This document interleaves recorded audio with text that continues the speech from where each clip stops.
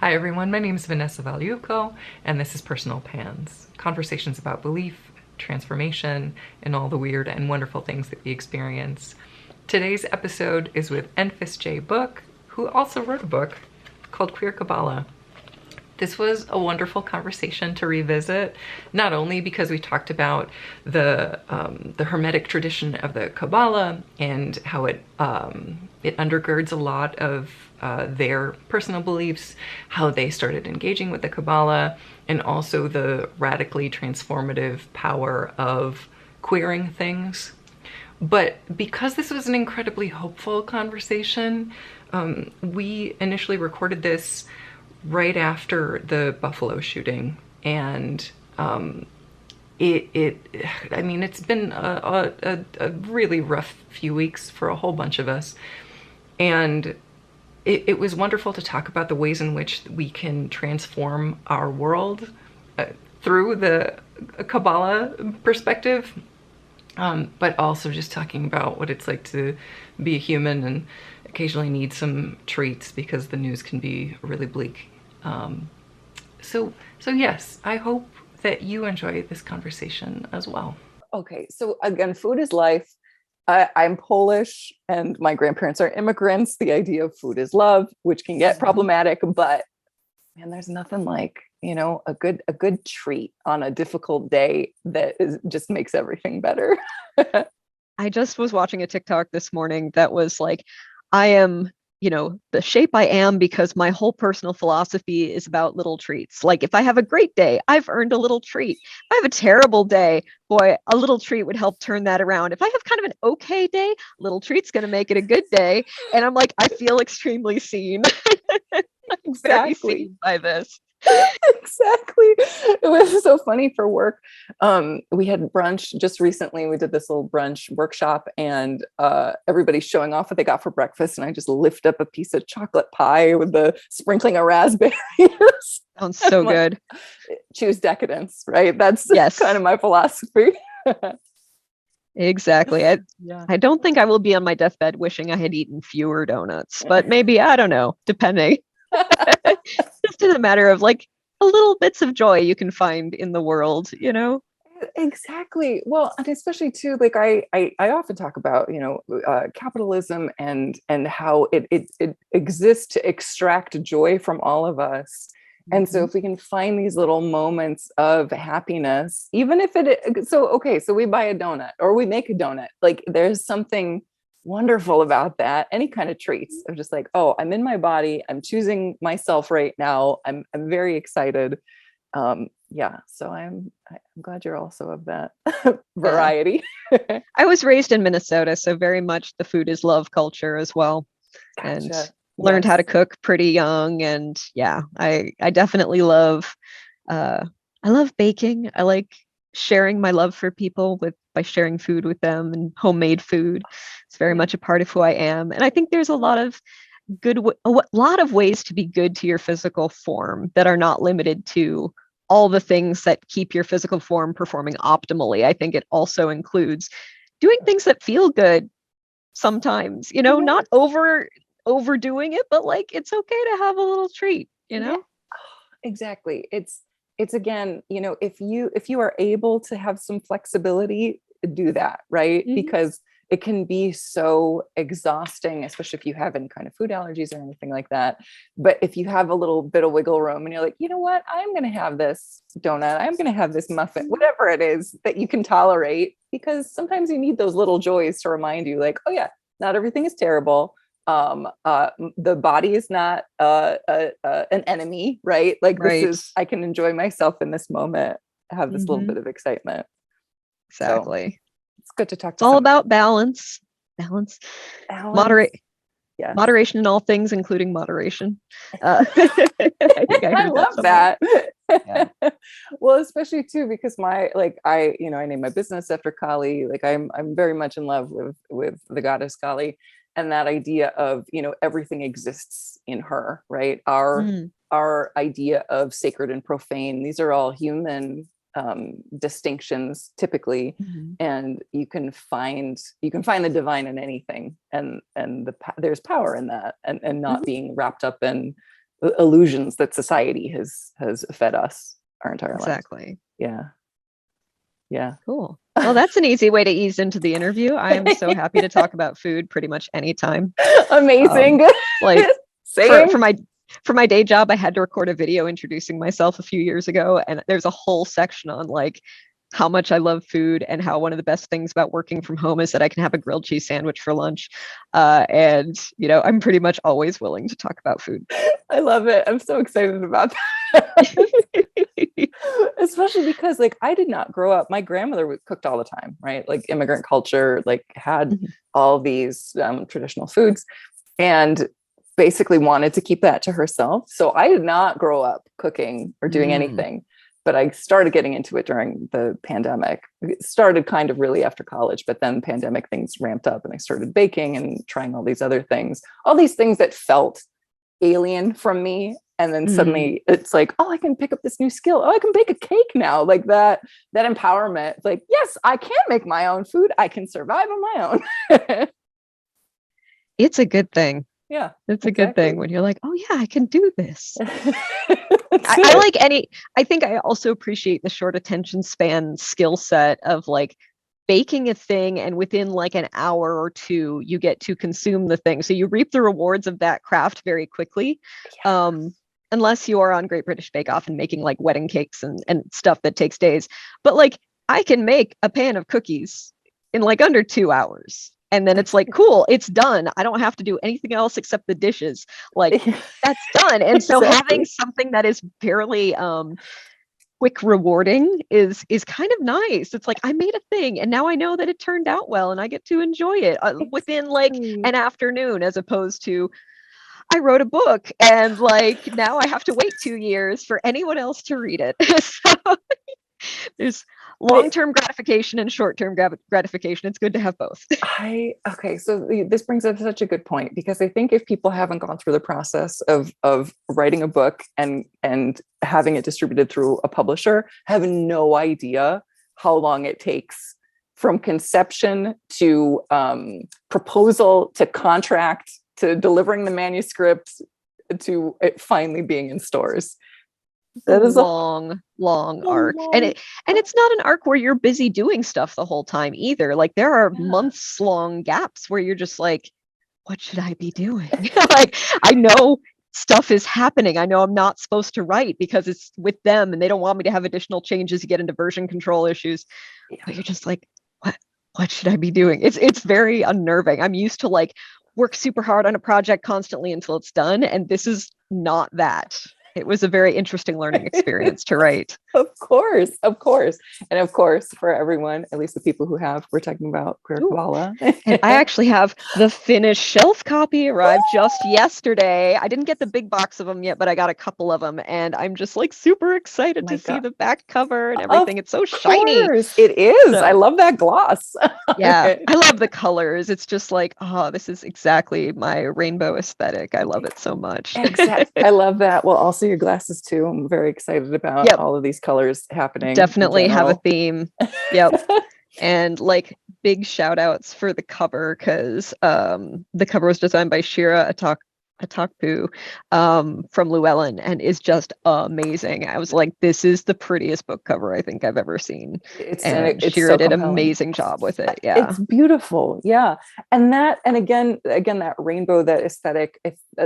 That's something that I appreciate about this. I talked to Cassandra Snow last year for Panpericon, and we were also talking about the like liberation, the liberatory power, right, of queering things, and so reading this was exciting because it's not like you're rewriting a system, you're just pointing out what is already there, because you mentioned early on, like my attempt to get into Kabbalah was reading Dion Fortune's Mystical Kabbalah, and that was a big mistake for many reasons. It's not a good starting point. No, it's a hard one. Like it's got a lot of good stuff in it, but ooh, is it problematic? Oh goodness, yes. And I think it can be really hard to Oh, well, again, I'm a chaos magician, so I like things a little more fast and loose anyway. My eyes tend to cross when things get a little too systematized, but then you top the racism onto that, and ableism and xenophobia and sexism and there's a lot. Yeah. And so that is an introduction. It's going to be hard for me to pull out the necessary information when I don't even know what I'm reading ultimately. Well, and the all I tricky can see is the bad stuff. Yeah. A lot of those things from kind of the early 20th century, I think some of them were just transcribed talks. Like, this did not go through an editorial process. This is a little bit stream of consciousness, which is why I struggle with some of those early books.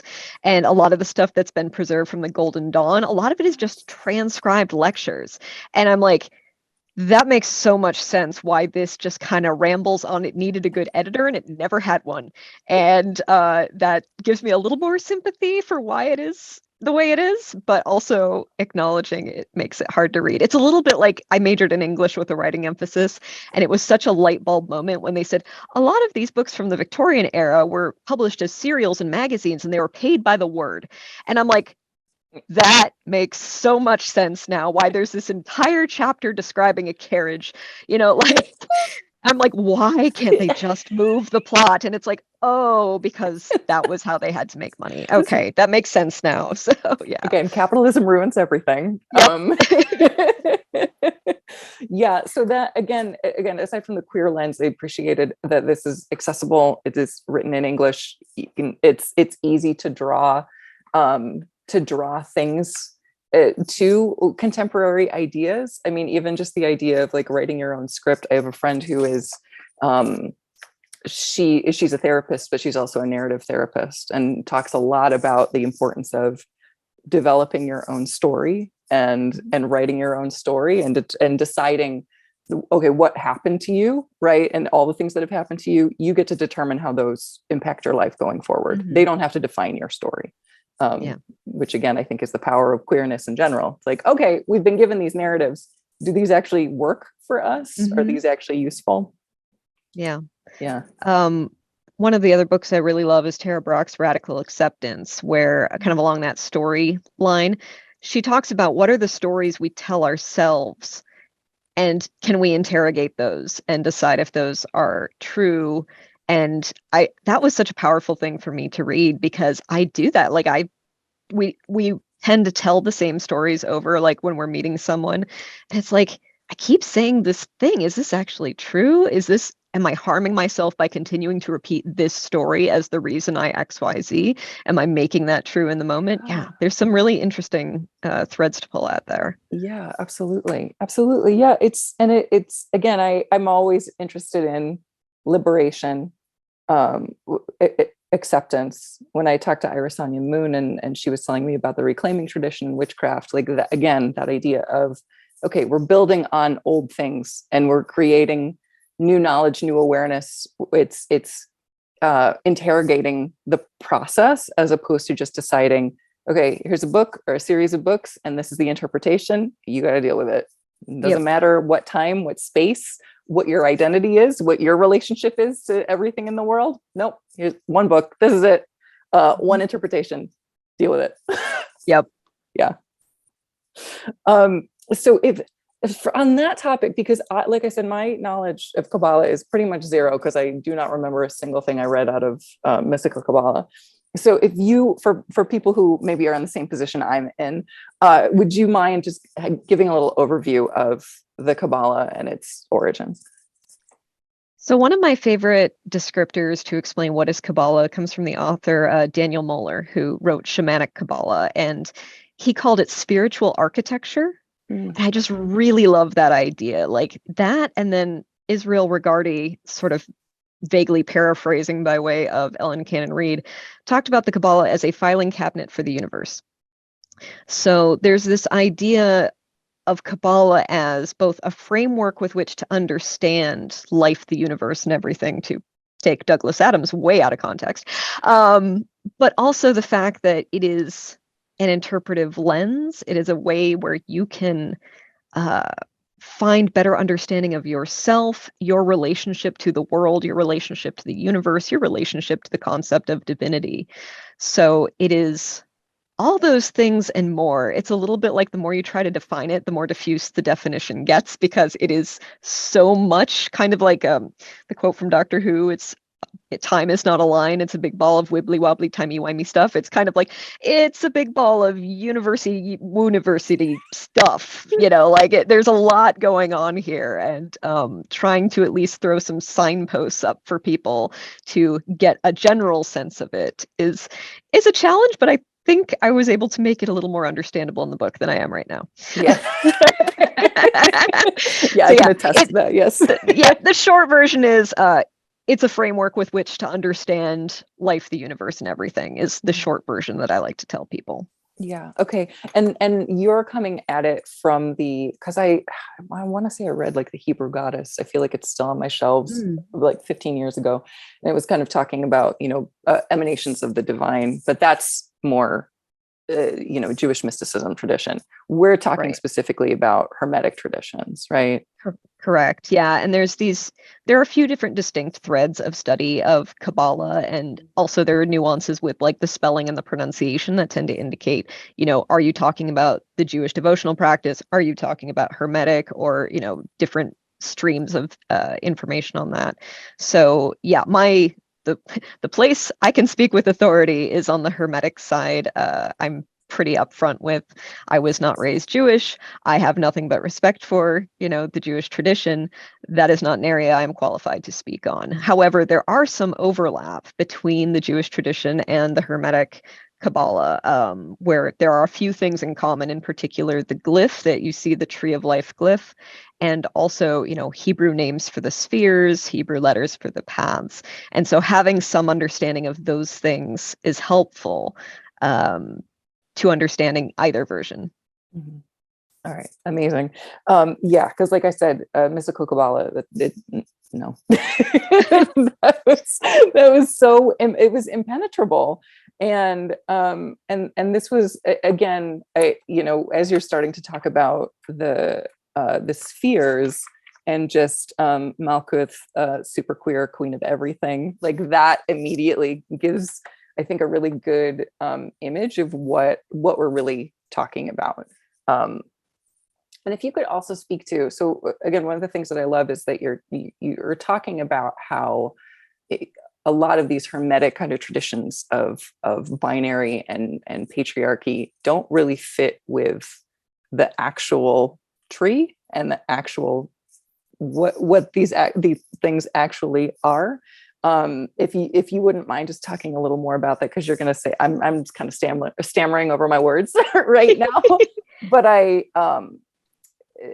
love how you illuminate that this it isn't just masculine, feminine, and that's it, and you have to fit into one of those binaries. Yeah, that is a binary you come across a lot in occult study, is this idea of masculine energy and feminine energy. And, insert tab A into slot B, you get magic. That's a very common sort of trope. And it's one that I bought into hook, line, and sinker at first, because I was like, yes, okay, that makes sense. Because that kind of interaction and the way they define masculine and feminine energy resonates with how patriarchy defines men and women. So it's not hard to grasp onto that concept because we see it around us every day. But the more I kind of interrogated that, especially in the context of Kabbalah, I'm like, you're really putting a round peg in a square hole here, because Kabbalah by its very nature is not binary. Like, it's a very classic use of multifold energetic pathways, going 3 directions at once, 4 directions at once, or in all directions simultaneously. There is, it's obvious from the start where you have 3 vertical lines, not 2. You have something that some people call the masculine pillar, and another one people call the feminine pillar. But in the middle, there's the pillar of balance, and it's its own type of energy. So as a non-binary person, when I sort of was like, wait a minute, yeah, hey, it's right there. And that's one of the initial thoughts that spooled me into this whole book, is like, the more I dug around, the more I'm like, Kabbalah's super queer. and nobody's talking about it, or they're trying to paint, like whitewash over that to get it to fit a more rigid binary system, and it doesn't work. Right. Right. And again, I love that. Again, even from food to Kabbalah, like whatever is more affirming of life and the fluidity of life. Again, I appreciated you talking about the tarot. I've got like 4 decks on my desk right now. Just that it's the paths as being represented with tarot cards, because the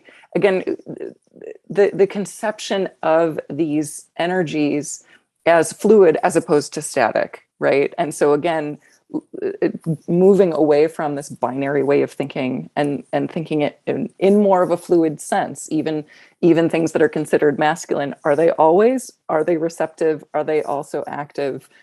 Challenging all of those. Again, challenging a lot of the assumptions that we are forced into being in a patriarchal, hierarchical capitalist society. Yep, exactly. So it's easy to try and put Kabbalah in that box, but Kabbalah really is so much more, and much more aligned to, an academic queer theory sort of interpretation. And it's not really even an interpretation, it's stuff that was already there. The first part of the book, I'm not making any of that up. These are just things that are right there on the tree. And I say, that's pretty gay. And like, it doesn't get pointed out very often. So I think it's important for me to say, like, hey, look, that's pretty gay right there. And that's really affirming for me from a spiritual perspective as a non-binary queer person. I'm like, hey, I see myself represented in a thing that is a tool of my magic. And that's really important, because especially if you are non-binary and you're seeing all of these, well, the masculine does this, the feminine does this, over and over, it can be kind of alienating, because you're trying to put, I am a colorful queer person, and you're trying to put me into this very narrow box of the society that I don't fit in with anyway. And I thought I was coming to where all the weirdos are here in the occult territory, but you're doing the same thing that they were out there. And that's really unfortunate when that happens. You want to affirm people from the fringes of society. You don't want to be like, well, just try and fit in this same box and everything's good. I find that terrifying. We talked a little bit about this before I hit the record button. That idea of, again, we're living in these space. We're talking about magic. We're talking about fairies. We're talking about energy. We're talking about all of these things that normal society has decided is fringe, that isn't real, that it's dismissed in some way, and it should be a place of magic and exploration. And then you just have people reinforcing gender binaries, racist thought, ableism, all of these horrible, terrible systems that exist in our society. And it just gets reproduced on a smaller scale in magic circles, in paranormal circles. Again, if you are devoted to learning and educating yourself and exploring, but it's just the same old hegemony over and over again, what are you really doing? I think you just want to find a group of people that you can be racist with, but also perform magic, or, and again, fill in racism with any other ism. And what's the point of that? Yeah, exactly. Yeah. And especially too, when, again, that alienation, how hard that is. Everything is alienating people who do not fit a certain cookie cutter identity. Yeah. Be more inclusive, embrace, explore. It's a little bit like there's a meme that goes around that's saying, get your non-binary pride shirt. It comes in, do you want it in masculine or feminine fit? And it's like, well, that sort of is just showing the problem right there, like women's fit or men's fit. And it's like, well, okay. But it's non-binary pride. I did see that going around, and it was a little chilling for me, because yeah. I think people don't interrogate why they think what they believe, where they are in society, right? And so, yes, non-binary pride, but there are also only these two distinct set of people, and we have to make sure we have fits for either of them. That doesn't make any sense. Like, and it's one of those things of constantly questioning your assumptions, I don't think enough people are doing that about enough things. And I know everything in our society is built around making us not question things. But any moments of reflection that you have, take that time to reflect and think about it, because then you end up with shirts like that and other things that end up just alienating people and missing the whole point anyway. Exactly. Yeah. Exactly. So yeah, when I started sort of pulling the threads of the tree of life, some other things sort of came to the surface where I'm like, okay, sure, we have a masculine pillar and a feminine pillar. Okay, and then the imagery associated with each of those spheres doesn't actually always line up with like feminine images on the feminine pillar, masculine images on the masculine pillar. It's actually kind of a mix. And there's also a mix of the gender of the Hebrew name of the sphere doesn't always match with which pillar it is on. And of course, there's the non-binary pillars, I like to call it, in the middle, and those things are gendered. But it was just interesting to see how fascinatingly inconsistent it is, just with the things that have been layered on it over 100 years ago. And I like to say the first part of this book, I'm not putting any rainbow glitter on it. I'm just pointing out the stuff that's already there. And then in part 2, I get out the rainbow glitter and say, okay, let's look at this and how we might be able to claim this, as queer people digging a little deeper. I love that. Yeah. Well, and again, too, you can get into subtext, but I like that you start with text. This is here. Yep. These are how things are formed. This is the act. This is the text. Then what can we do with it? How can we explore it? How can we investigate, interrogate? Again, that's one of the things that I love about Cassandra's work about queering the tarot. That okay, we think this means this. Does it? Does this reflect our experience walking through life? In any capacity? Yes, no? All right, let's figure that out. How can these images be used in ways of affirmation and liberation for people, as opposed to shutting people out? Yeah. And I love Cassandra's work, especially their book on queering your craft, where it makes a really solid point that magic and witchcraft are the tool of the marginalized. Like, this is how you get power when you are not gifted power by society. And this is your opportunity to take power in a way that is not capitalistic, that is not, fitting a certain hierarchical power structure. It's kind of like going from a thing where there's many layers between you and the top to be like, I don't have to have an intermediary between me and the gods. Like, I can just talk to them. and how awesome that is. Yes, exactly. That, and again, anything that challenges hierarchical structure, I'm a huge fan of. That's why I'm interested in Gnosticism. Okay, there's only one, again, this idea that there's only one way or a handful of ways, or that these ways have to be, monitored and maintained, and only a certain number of people can tell us the way of achieving these things. And instead learning, like engaging with these different aspects and playing around with it, and again, reclaiming things. That, to me, that's the beauty of chaos magic, that I can pick up and put down anything that works for me in the moment in order to get me to tap into some higher awareness, a higher feeling, a greater power. And then, oh, this doesn't work anymore. All right, that's fine. Thank you. You served me. But there's some other stuff that I need now in order to do my work.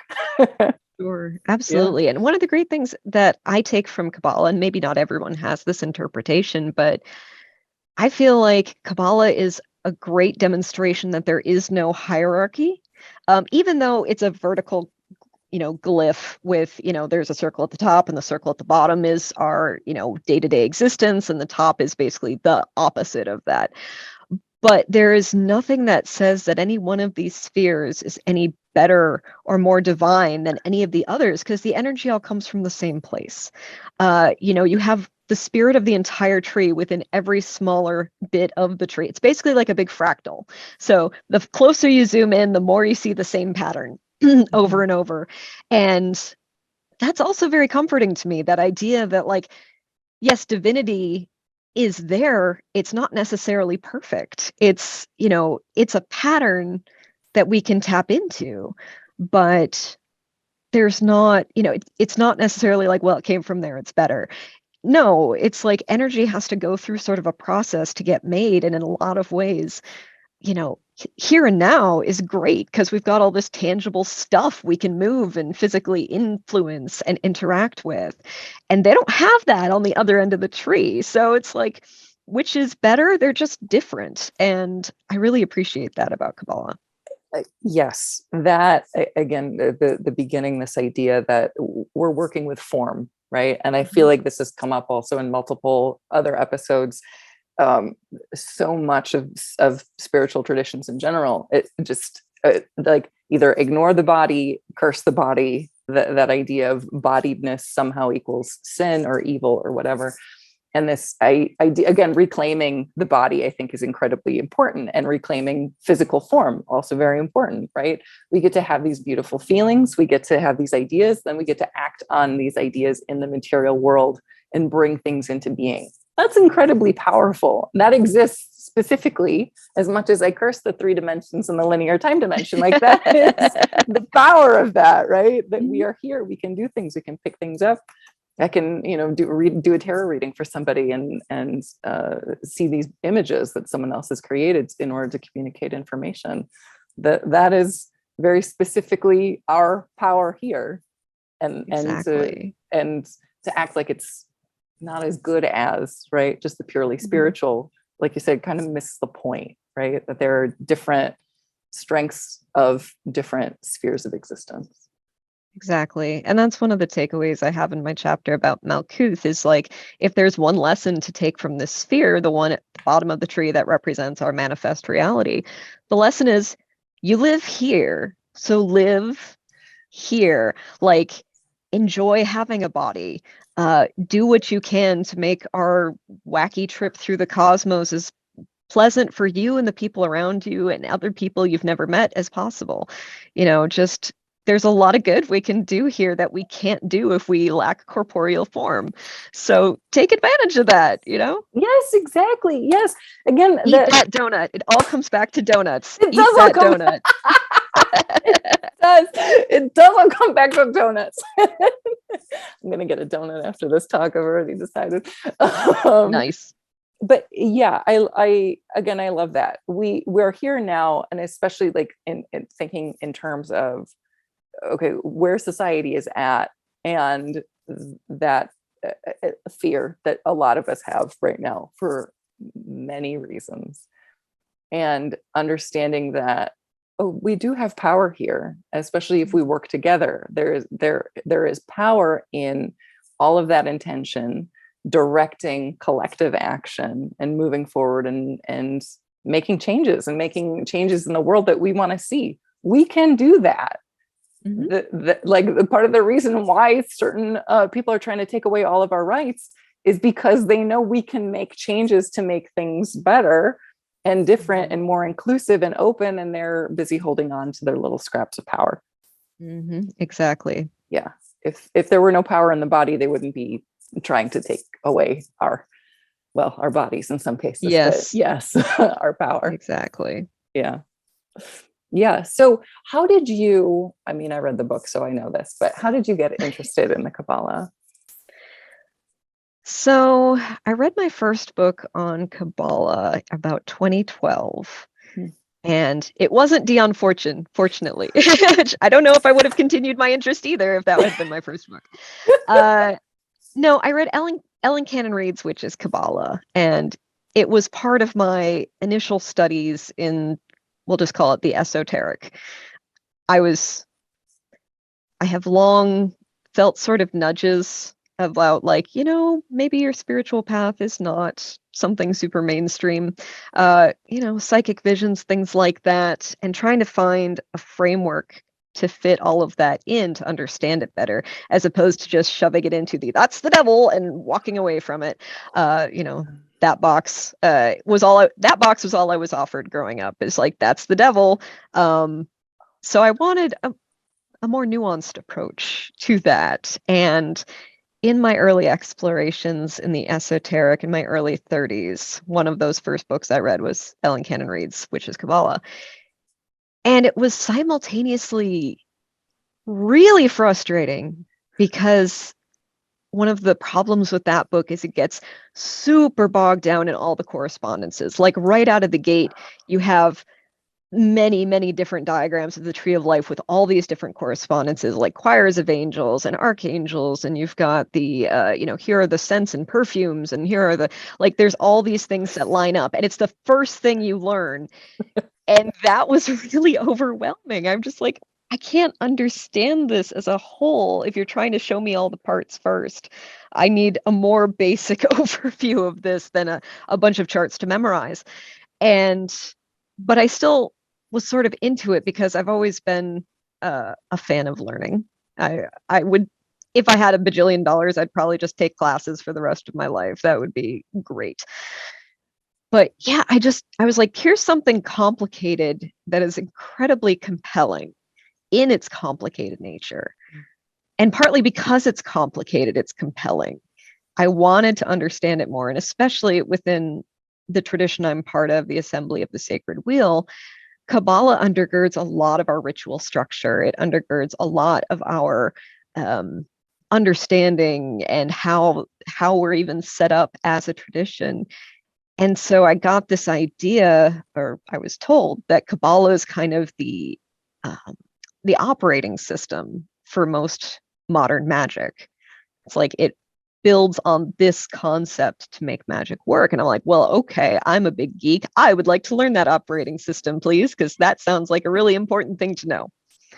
So I started digging in, and then I just kind of never stopped. I was just, let's try another book. Let's do another one. Let's see what this person has to say about it. And despite the fact that I found a lot of stuff in those early books enraging, it's not just Dion. There's a lot of other people who said a lot of other terrible things, along with some very good stuff. And, reading through, I think I'm looking over at my bookshelf, Gareth Knight's Practical Guide to Kabbalistic Symbolism, which is a hefty, elk-stunning tome. It's a big old book with a lot of very tiny print. And there are moments that I just wrote a lot of curse words in the margins because I'm like, no, this is racist. This is bullshit. Please don't. Okay. I know this was written many years ago. It doesn't excuse it. And we're just going to write curse words and move on and try to get something good out of it. Listen, what are the margins for if never annotating books, honestly? Exactly. Exactly. The number of exclamation points and what the fuck is this that I've written in certain books. I totally understand. Yeah. That. I think my favorite one, though, I'm trying to remember if this was the Zohar or if this was Israel Regardie, because I read both about the same time and I can't remember which book it's from. But there's a moment when they talk about there's some comment somewhere in, I think it's in the Zohar, saying that no human can be fully divine unless they have both masculine and feminine within them, or something to that effect, which I was very intrigued by. And then the interpretation was, and that's why it's important to get married. And I just wrote LOL. Like, they work so hard to be like, this isn't queer, really. Like, the effort that has been expended by Kabbalistic scholars to be like, no homo, is really quite hilarious at times.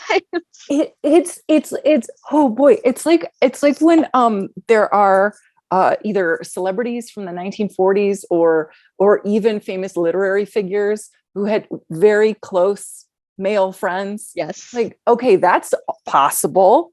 Mm-hmm. Also, all right, what there might be more to it then, maybe. Right. We don't know for sure. Sometimes like letters or correspondences exist. Like, this seems awfully effusive for just a friend. Again, could be. If you're talking about how soft your friends' lips are, they might be a little more than a friend. Like, possibly. Right. And that's okay. But again, that idea that we're, constantly trying to box box everything into these heteronormative categories. Like, things are a lot, again, queer, a lot more fluid than I think certain people are comfortable with. And again, if you're not comfortable with it, interrogate that. That is a point of learning, right? If something's like, oh, I don't, and you can't put words on why it hurts you, like, maybe just let it sit, but keep poking at it, because you might open something up for you.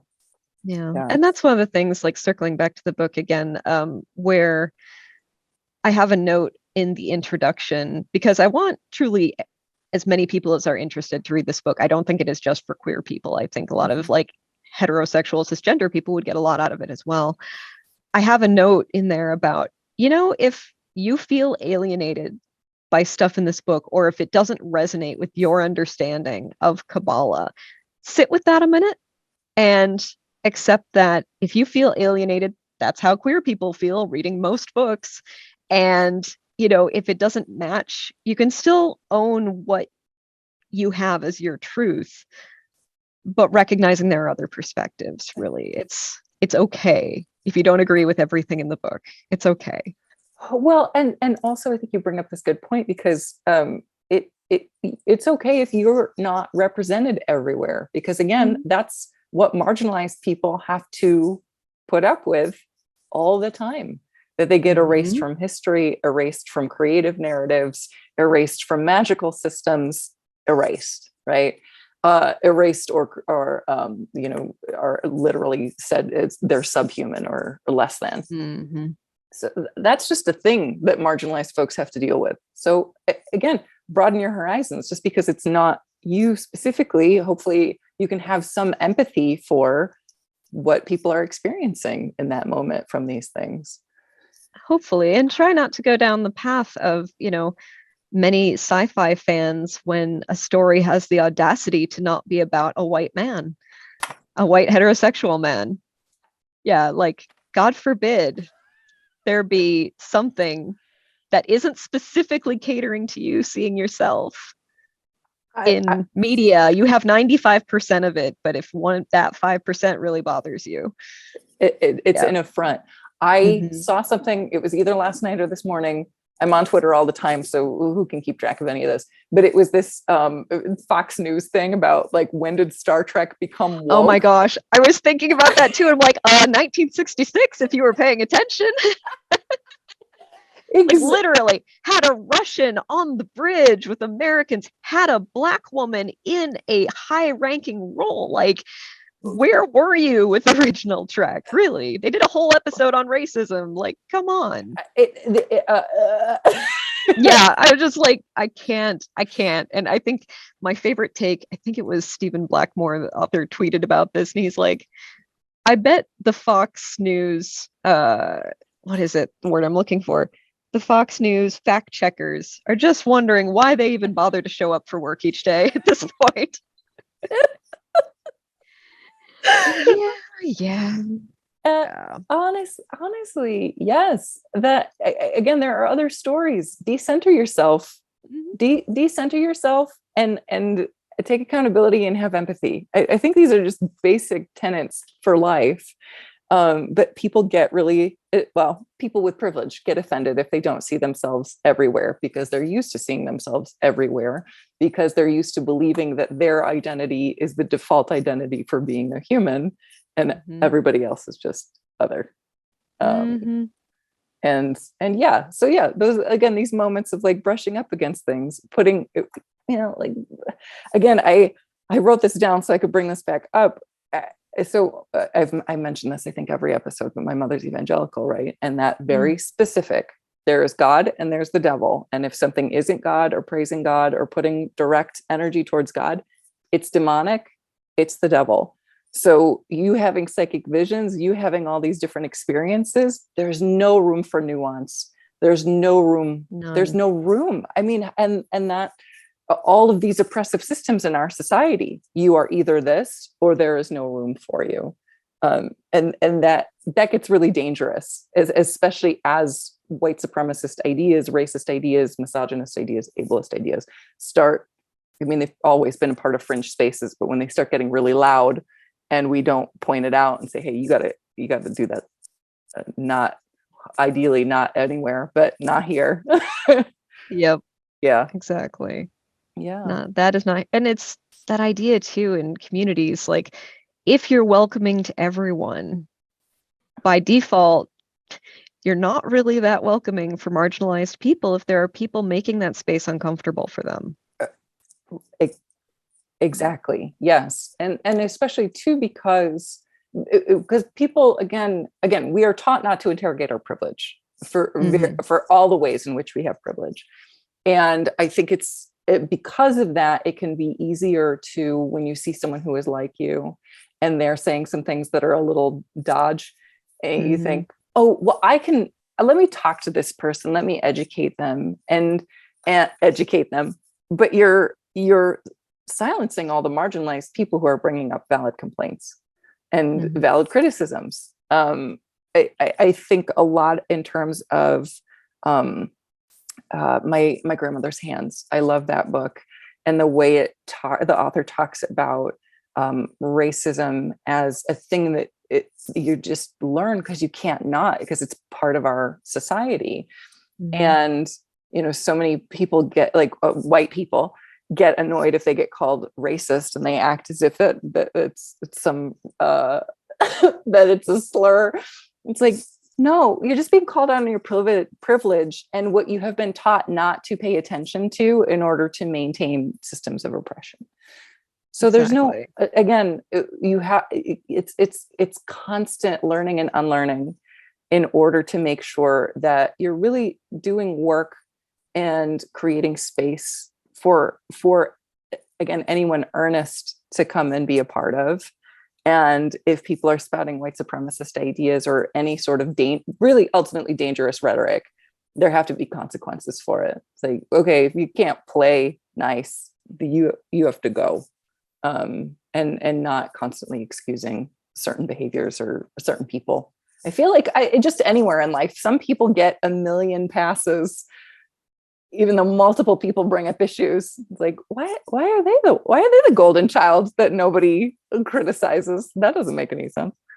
Even things like, of course, what happened yesterday in Buffalo, just like, a person killed at least 7 people in front of many witnesses, and he was taken alive. And you know why that's the case? Because he was a white guy. If he had a different skin color, maybe been someone else, probably wouldn't have been taken alive. And it just infuriates me, the double standard. Well, and even linguistically, because I saw something this morning about how the AP had reported 2 different cases, and I can't remember, but there was an 18-year-old unarmed Black man, as opposed to the Buffalo shooter, who was a 18-year-old white teenager. So like, in the context of a spree killing, he's a baby, right? He's just a teenager. It's minimizing, even in language, who we decide is an adult versus who we decide is just a kid. Absolutely. Yeah. I mean, ridiculous things like 13-year-olds being tried as adults because of their skin color. Yes, exactly. Yes. And even the assuming somebody is a threat because of their skin color. So even when they are unarmed and they've literally done nothing wrong, or they're just being pulled over for speeding, and they are murdered by the police. Whereas, again, somebody who drove 4 hours to shoot up a supermarket, taken alive, no problem. Just, we'll put you in the back of the squad car. Yeah. You need a pizza or something like that. Yeah. Like, what is going on? If you are not outraged about all of that, are you really paying attention? And I know it's exhausting to be outraged about all the things that are worth being outraged about. Because there's an awful lot. There's an awful lot of it. There is. And the news cycle doesn't help.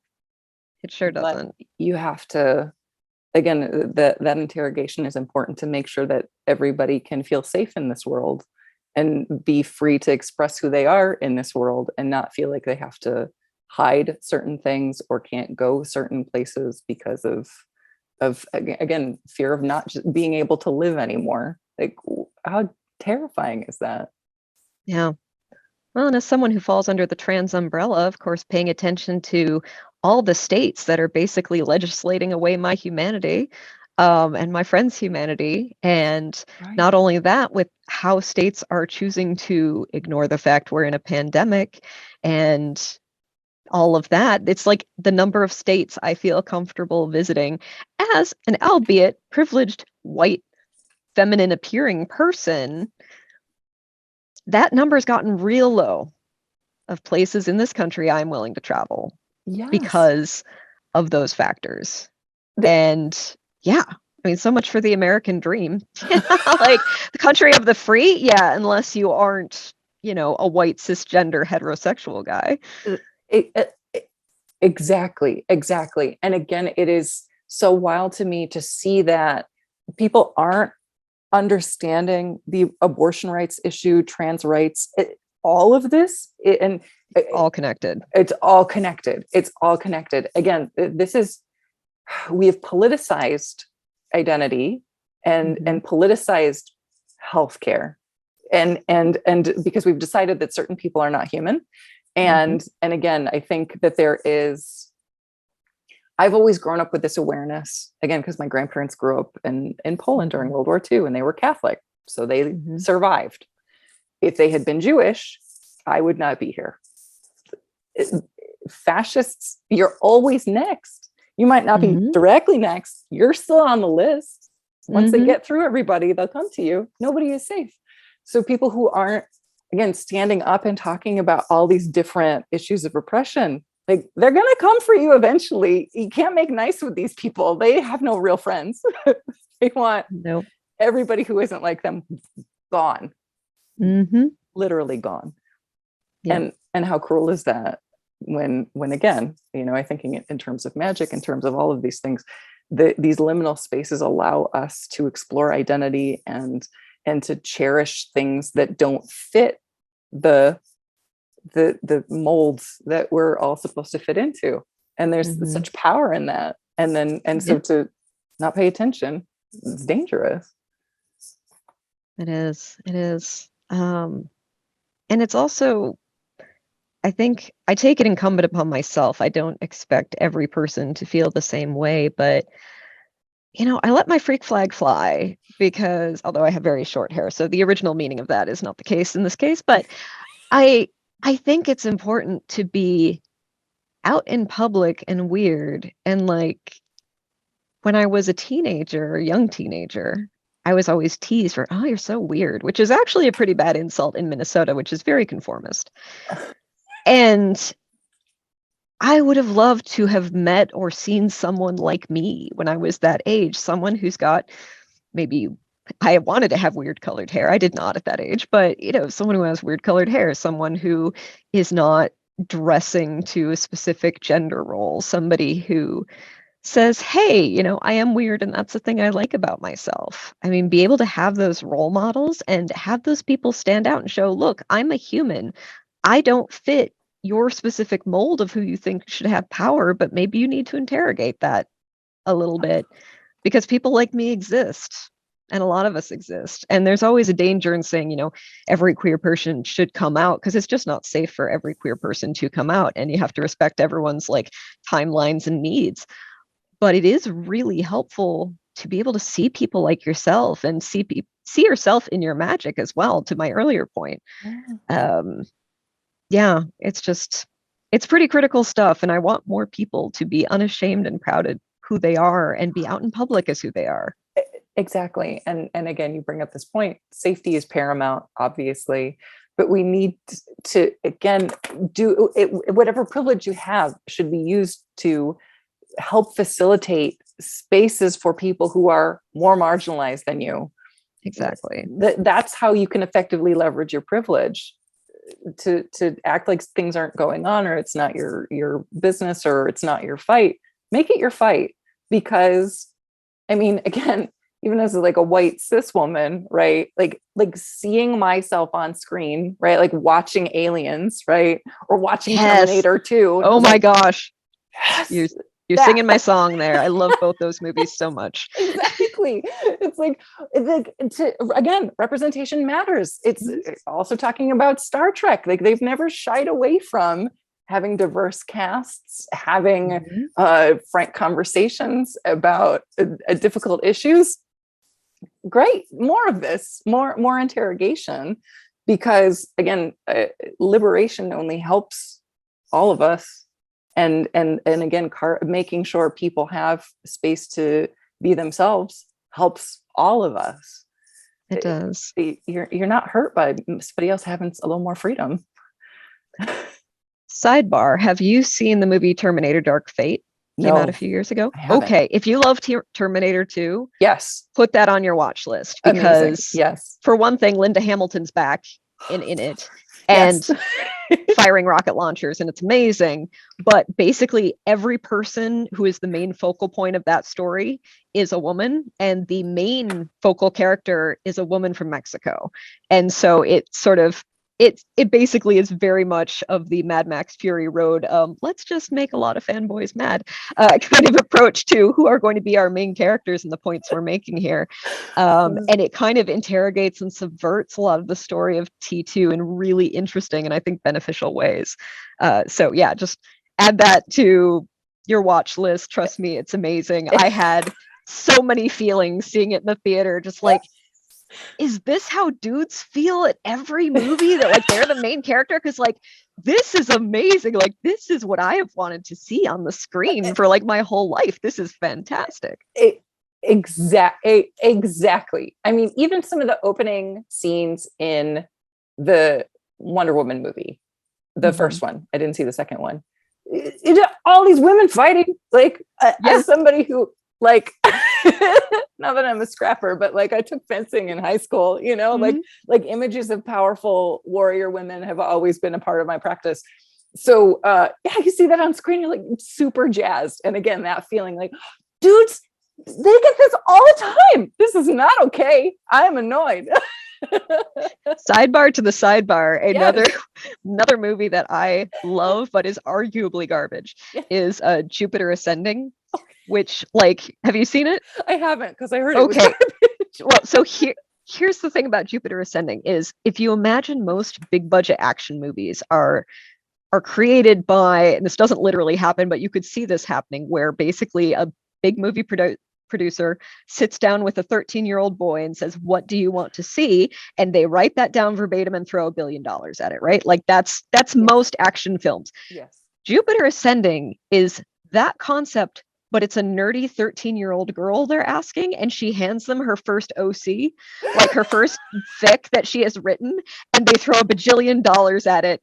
And like, it is garbage for you. That is the thing that I love about it. It is not a great movie, but it is so perfectly catered to what young teenage me would have wanted to see on the screen in terms of empowering role models. And like her, you know, the male love interest is a space marine werewolf who can fly, and like is Channing Tatum also.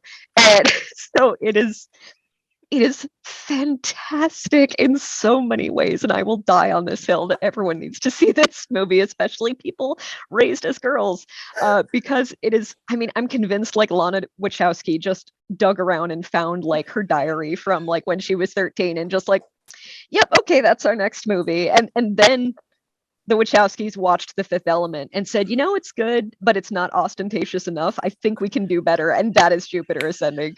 So that is my Jupiter Ascending rant. Has nothing to do with the rest of this interview, but I feel like you might be edified by it. You would enjoy it. Yes, you're speaking my language so much so. And to take it back to what we first talked about, right? Okay, so not everything has to be like, you know, the seventh seal or something like that, right? Sometimes you need a donut. Sometimes you need to watch Jupiter Ascending, and that's the most affirming thing that you can do. And so you should do that. Exactly. I love it.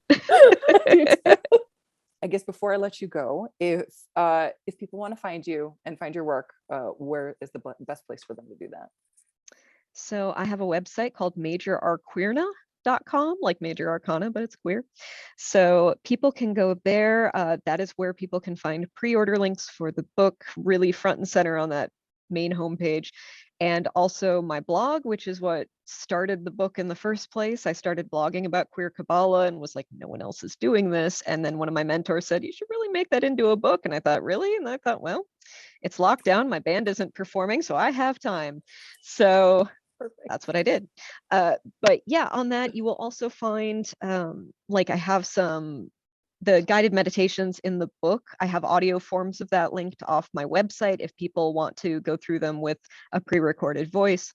I also have links to, I have a YouTube sort of podcast as well called 4 Quick Cues Book Talk with Enfys, where I interview other pagan authors and I ask them 4 quick questions determined by the roll of a D20. So yeah, it's a lot of fun and it's relatively short, and we're up to I just finished episode 8. So it's brand new and people can check that out if they like. Oh my gosh, fantastic. Well, I will link all of that in the description on YouTube and on Anchor so people can find you and support you Yay. wherever you are. Yeah. Thank you so much. Oh This my has been a gosh, delight, Vanessa. Thank you for having me. Thank you, Enfys. This has been incredible. Thanks so much for listening and or watching, depending on where you found this podcast. You can find Enfys at majorarqueerna.com. You can also find pre-orders for their book. The book comes out on June 8th. I recommend buying it, if only for this gorgeous cover art, but also because it's a way of looking at the Kabbalah that isn't typically addressed in more traditional Hermetic sources. You can find Personal Pans at Personal Pans on Instagram and on Twitter. And you can find me at Kali Butterfly. That's Kali Butterfly. I'm on Twitter too much. I'm pretty much always there. Yeah, again, this has been a really difficult time. It just seems really scary for a whole bunch of reasons. And so I hope that you know that you have more power than you think. And yeah, I hope you have a playful and curious day.